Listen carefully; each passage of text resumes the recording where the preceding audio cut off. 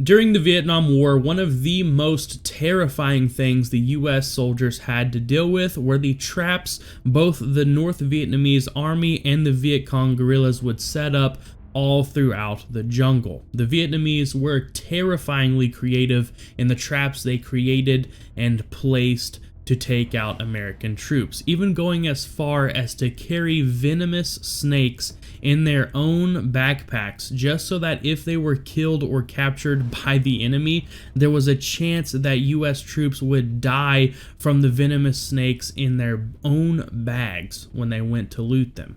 And in today's video, we're going to be going over the most gruesome and horrifying traps used during the Vietnam War. So with that, guys, as per usual on this channel, viewers' discretion is advised here. There will be some photos and all sorts of fun things to go over. But without further ado, let's jump right into this. Punji sticks is probably the most famous trap used during the Vietnam War, probably just because of how terrifyingly simple the design is of this trap. The Vietnamese would dig a deep hole, sharpen a bunch of sticks, and then put the sticks in the ground facing upward at the bottom of the pit. Then they would cover the pit with some sort of lightweight material, whether it be a little tarp or just some leaves or some bamboo, something that would cover the hole but not support the weight of a human. That way when a US soldier stepped on the trap, they would fall through it down into the pit, being impaled by the spikes below. And while this trap was a very simple design, as the war went on, the Vietnamese improved upon it greatly, even going as far as to cover the tips of the spear with human and animal feces. That way, if a US soldier fell in the pit and was stabbed a few times but managed to climb out and survive, he would almost definitely be killed by infection not long after. They even made a different variation of the trap where instead of the spears being put in the ground facing upward, the spears were more used like barbs and would be put in the sides of the wall of the pit facing downward. That way, if a US soldier fell in, he wouldn't necessarily be stabbed on his way down, but it would be impossible for him to climb out without being stabbed numerous times on the way out. And they would always cover those traps with human or animal feces. That way you'd be stabbed 10, 15, 20 times, just some minor cuts on the way out, and then have infection all over the body. And if that isn't horrible enough for you, here's another pit trap used by the Vietnamese that's debatably even worse. Called the snake pit. It is exactly what you would imagine it to be. The Vietnamese would once again dig a large hole in the ground, but this time, instead of filling the bottom of it up with sharpened sticks, they would fill it with a ton of bamboo pit vipers, and then once again cover the top of the hole so no one could see it. Once you fell into the hole, though, you would be bitten several times immediately by these highly venomous snakes. These snakes were so venomous that they were actually nicknamed by US soldiers the two-step snakes, because the venom was so powerful that you could only take 2 more steps after being bitten before collapsing. And to make it even scarier, these vipers were left in this hole, sometimes for days, maybe even a week or two before a US soldier ever fell in there. So not only is it full of highly venomous snakes, but it is full of highly venomous, starving to death, very agitated snakes. So as soon as you fell in that pit, you were going to be bitten many, many times. But unfortunately, this wasn't even the only way pit vipers were used as traps by the Vietnamese. The Viet Cong guerrillas would carry pit vipers in their backpacks so that if they were killed or captured, there was a chance that when a US soldier stuck his hand down in their bag to loot it, they would be bitten by a venomous snake, dying shortly after. They would also tie these pit vipers to bamboo sticks and then hide them deep in their tunnel complexes, so that when a US soldier was attempting to crawl through the completely pitch black dark tunnel, there was a chance that they would be bitten by a pit viper, dying down in the tunnel. And I don't know about you guys, but I think I've had enough of snakes, so let's move on to the next trap. Grenade in a can. Grenade in a can was another incredibly genius but simple design. They would remove the pin on a hand grenade and then slide the grenade down into a can. The can would hold down the striker lever so that the grenade would not go off. They would then tie a tripwire to the end of the grenade and then run the line across and tie it to a tree. That way, when a US soldier got his boot stuck on the tripwire, it would pull the grenade out of the can, setting the grenade off. Because this trap was so quick and easy to set up, they were placed very often throughout the jungle.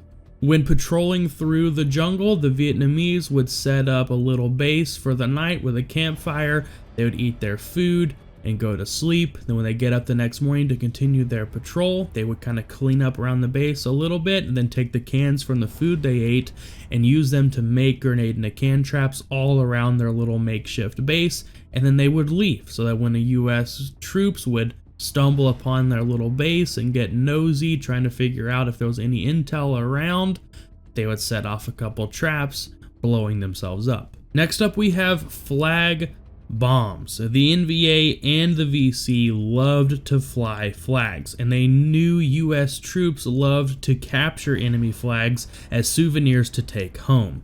So when they were forced to leave a base or a location, they often rigged the flags with an explosive of some kind, so when US troops started to take down the flag, it would set off the charge. And this idea led them to create a very similar trap known as the keepsake lose hand trap, where the NVA would intentionally rig anything they thought a US troop would consider a war trophy. For example, a Vietnamese soldier could intentionally leave behind a nice cool knife on a table in the base they're leaving, and then tie a string to the end of that knife and the other end of the string to a grenade in a can. That way when the US soldier picked up the knife to take it back to base with them, it would set off the grenade, blowing them up, along with anyone else nearby.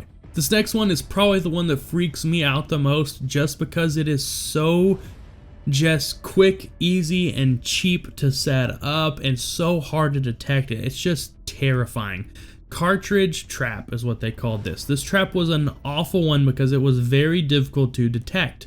A cartridge, or a round of ammunition, would be set into a piece of bamboo and lowered into a shallow hole in the ground. At the bottom of the piece of bamboo was a board and a nail. Whenever someone stepped on the cartridge trap, the weight of that person's foot would drive the nail into the primer, turning the nail into a firing pin and firing that bullet upward through the unsuspecting victim's foot. It was like a super cheap makeshift claymore. All you needed was one bullet, a nail, and a little bit of bamboo, and the weight of that person's foot would lower the cartridge down onto the firing pin or the nail, setting the bullet off, shooting them in the foot. And that bullet wouldn't stop in the foot. If you're lucky, it would go through the top of your foot and go right in front of your face and miss you, but there was a very high chance that that bullet was going to land straight under your chin. Now I think what makes this one so terrifying is just that it would be so quick and out of nowhere. You're just walking through the jungle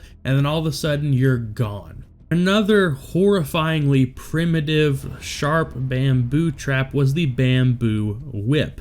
The whip consisted of a long piece of bamboo with sharp spikes attached to the end of it.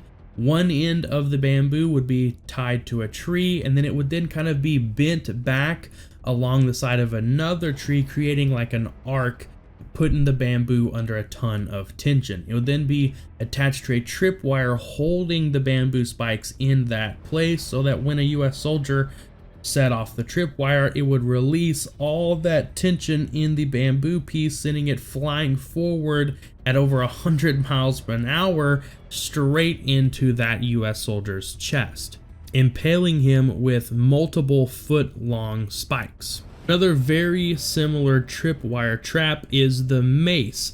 The mace consisted of a 40-pound ball made out of wood or metal or sometimes even mud, and then attached to it were tons of spikes. Sometimes these spikes are made out of bamboo again, or occasionally even metal spikes.